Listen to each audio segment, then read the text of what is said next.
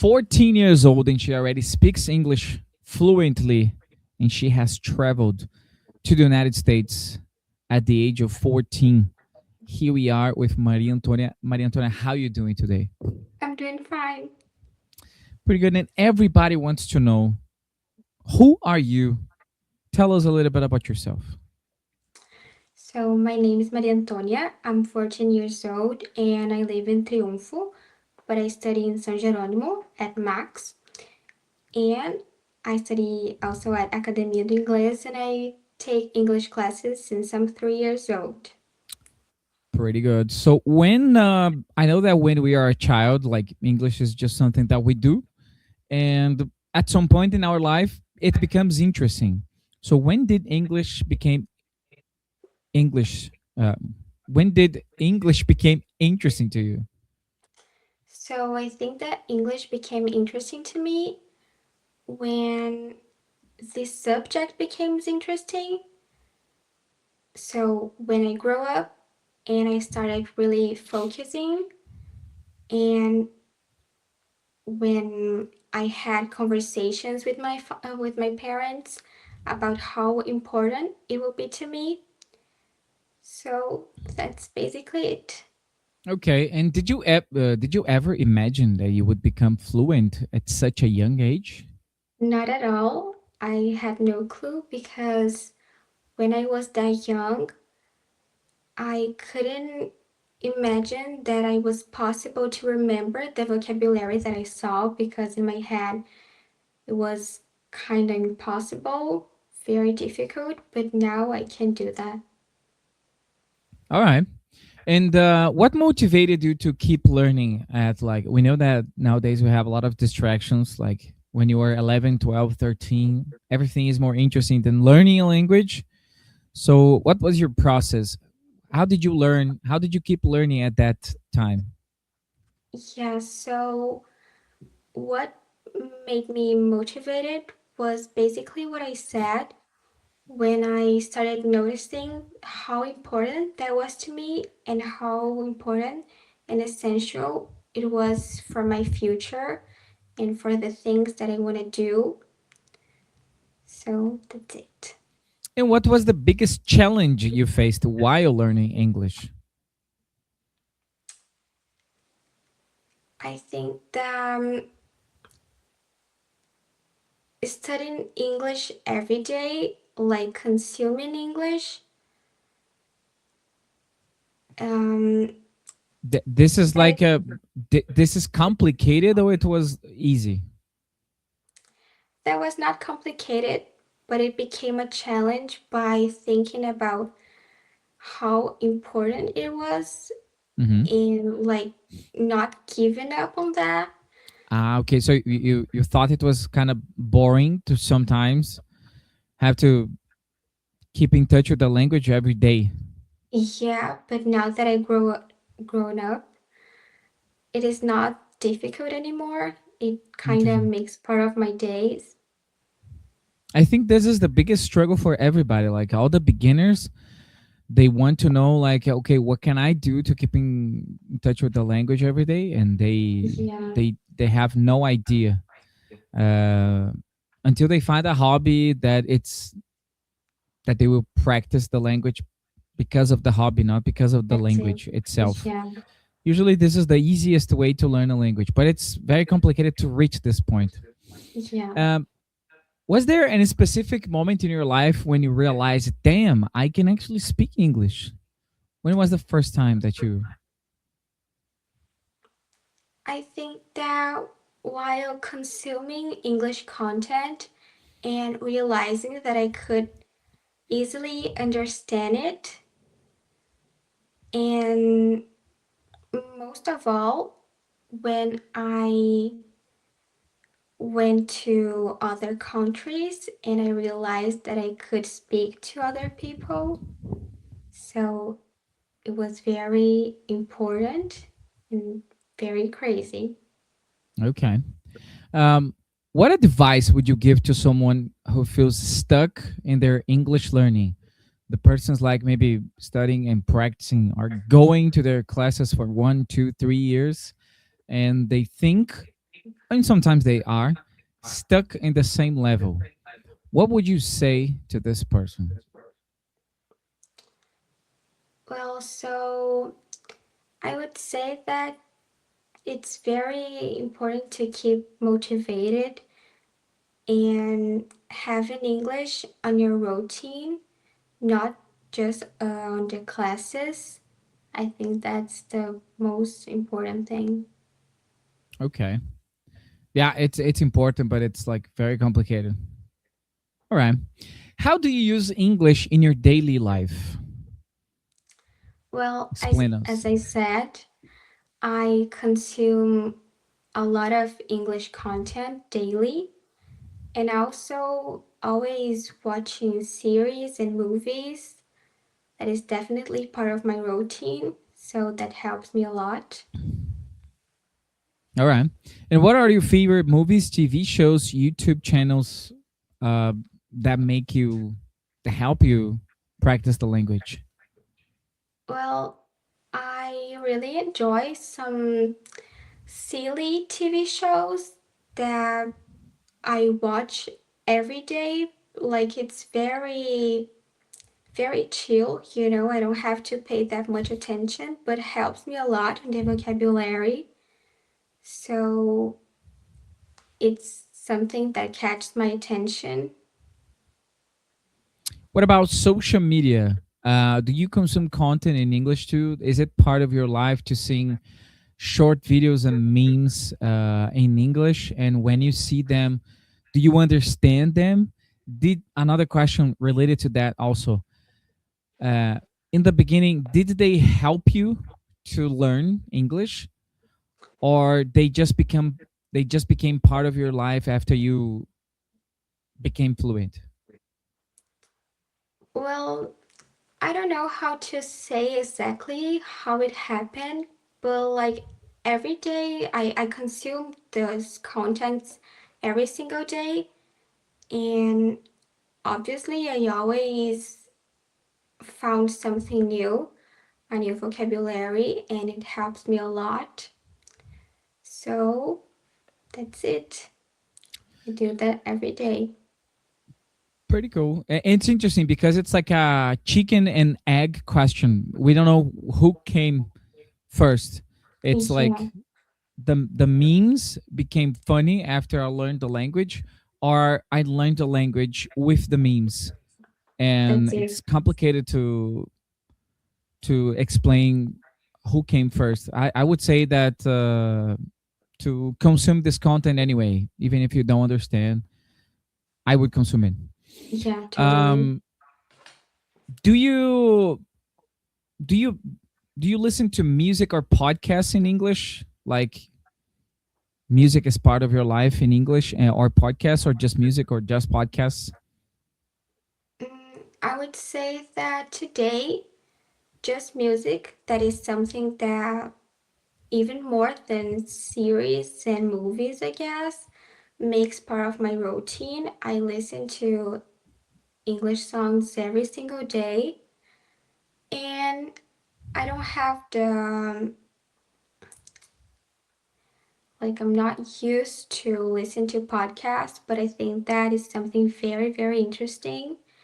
And like, not even in Portuguese, but I think that is something that would help a lot. Yeah, podcasts are kind of niche type of material or content Yeah, that some people that like it, they like it in any language. And so if you listen in Portuguese, you would listen in English, which I is my agree with case. you. But for a lot of people, they don't even listen in Portuguese, neither they wouldn't listen neither in English. Sometimes people ask me, what can I listen to practice my English? And I'm like, listen a podcast about something that you like, because if you listen to like a podcast about English in general, it wouldn't be very useful. Yeah, But like, it's funny to, if you like learning languages and if you are practicing English, maybe this is the podcast for you. But it's not the podcast for a person that likes motorcycles, for example. I So that's agree it. with you. Well, do you, interesting question now, do you think in English when you speak, or you don't know what you think? And do you translate How does your brain work? Yes, it's something very common actually. Um, it's not something that I do like my entire day, but sometimes I think in English, especially if I'm already consuming that content. And like I challenge myself, I think that's very cool. And sometimes I feel like frustrated because I really don't know how to say that word. But I do that, and that's it. All right. Well, moving ahead, I want to ask you this very interesting question: that what does being fluent mean to you? So that means a lot to me. And for me, it's very crazy to think that I can, I would say, easily communicate with other people, with people that lives in other countries. So that is very crazy because I took a really long time and I couldn't even imagine that when I was younger. All right. And how do you deal with mistakes? First of all, I want to know if you make mistakes in English, and if you do you care about them? Do you fear that people will judge you or make comments about you, or you don't care anymore because you reached a level of confidence that yeah, it doesn't matter if I make a mistake or not. Like maybe we are making mistakes all the time throughout this podcast, but I don't care. I don't know if you do, and because we are communicating, I'm speaking in another language and you understand me and you answer me, so it's like this is what it matters. So first question, do you still make mistakes in English? And second, when you do Yes, them, if you do you feel awkward? Do you feel weird? of course I do. I won't say that I'm 100% confident.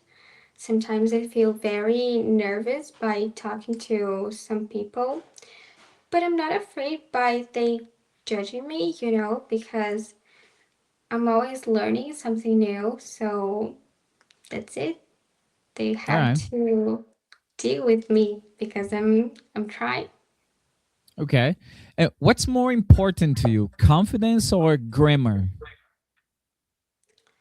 I would say both, but like even if I have a perfect grammar, if I don't have confidence to talk with other people, to communicate with them, it won't help.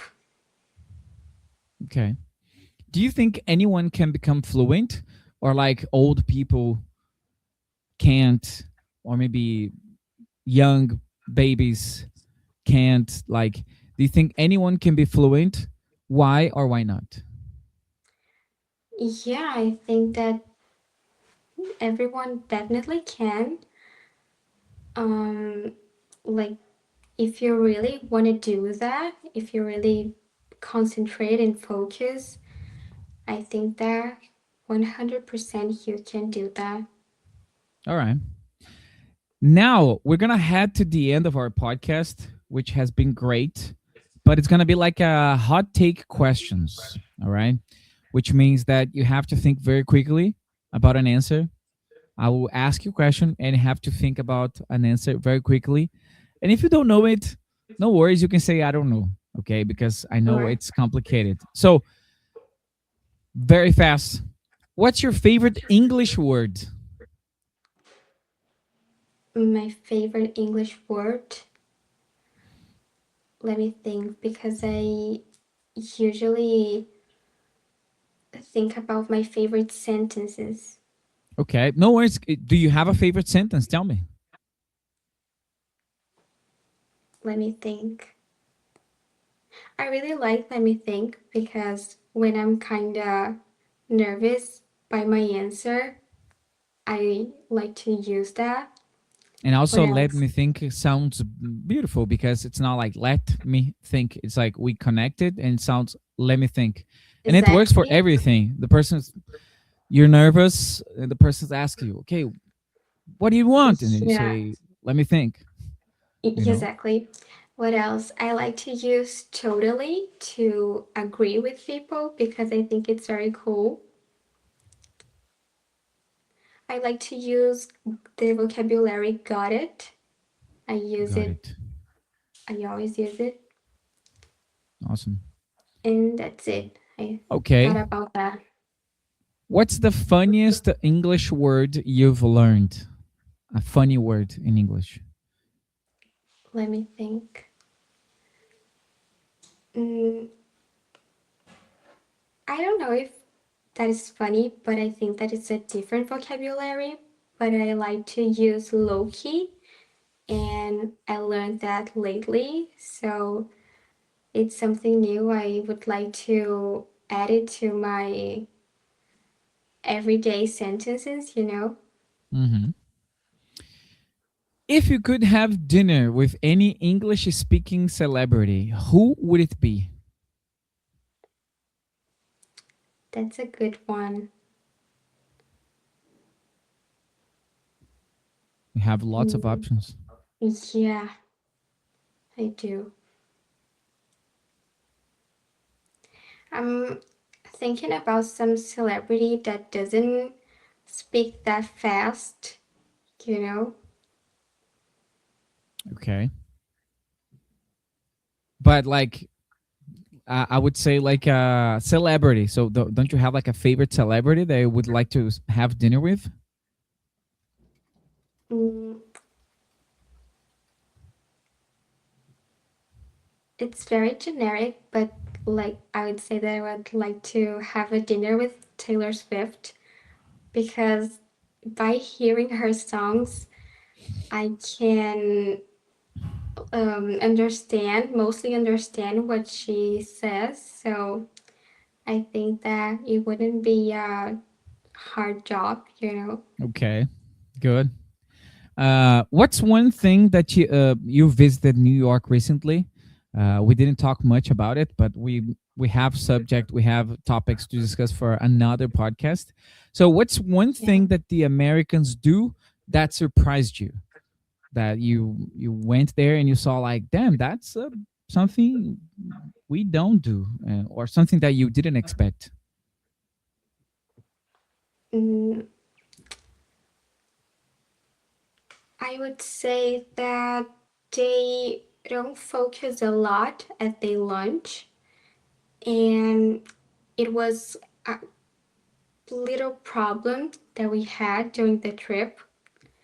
Like they focus a lot on their dinner, but I Got it. remember Can that. you explain more? Can you walk us through this? Like, what do they eat for lunch and what do they eat for dinner? Well, so sometimes we were very hungry, and walking by the street, we only saw uh, restaurants where they consumed like quick snacks. So that was a problem to us. And we Brazilians used to eat like rice, beans, and meat Exactly for that. lunch. And you go to the United States, and then you just like have, I don't know, some type of pretzels and stuff like that Yeah, for like just lunch. grab a sandwich. Yeah, That's it. it's, I would suffer so much in the United States with the lack Yeah, of real food for lunch. I think this culture is changing, I guess, slowly. Like the people that think about healthy food, the people that like are in the wellness culture, they have been trying to change that with like meals, proper meals for lunch, like pasta and ground beef and stuff like that. But it's like yeah, a small part of the United States that talks about it. Usually the people that are in a rush, people that are in a hurry, like downtown New York, maybe they don't have time to sit down and eat. So that's why they have these snacks and they totally. like to have dinner at home. Yeah. All right. To wrap it up today, I have a question to ask you. It's kind of a difficult question. I don't know if you know how to answer it, but you can give me your opinion to finish this podcast today. So you're only 14 years old and you already speak English. That's how I started this podcast. Why do you, Maria, think that so many adults struggle Why do so many adults have difficulties to learn the language, to learn English? I think that sometimes they struggle with their routine, and I totally understand. Sometimes they really don't have time to put English in their daily life. But I also think that sometimes they think that they are not possible, they are not able to do that, to talk English. So I think that is a big problem.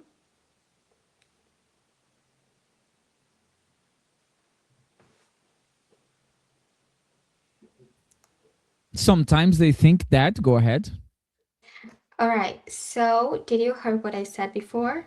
Yeah, totally. Like you were about to finish. They don't have time to put the English in their Yeah, routines. I was talking about their daily life. And then I said that sometimes I think that they are not confident enough and they think they are not able to do that, to talk English. So I Mhm. think that is a big problem. I agree with you totally. Most of the adults they have problems with like finding time to put English in their routines, which is the Yeah, opposite. It's like you shouldn't find time to put English in your routine. Your routine should fit English, which means your hobbies should be consumed in English. I agree But with if you. you have Brazilian hobbies, it gets a little bit more complicated. Yeah, Like very specific Brazilian hobbies, like I don't know, uh, something very specific from the region that you live in, etc. This it becomes more complicated, but it's very easy to overcome this problem. yeah. Anyway, I think I should wrap it up this podcast before we have another breakout. Maria, can you tell everybody to subscribe to our channel, etc.? Can you like, do you know, like a YouTuber? Can you look at the camera and say, "Hey guys, don't forget to turn it on"? Yeah, So go ahead and do it. don't forget to subscribe Academia do Inglês channel and like the Mhm. video. Okay, pretty good. See you guys in the next episode.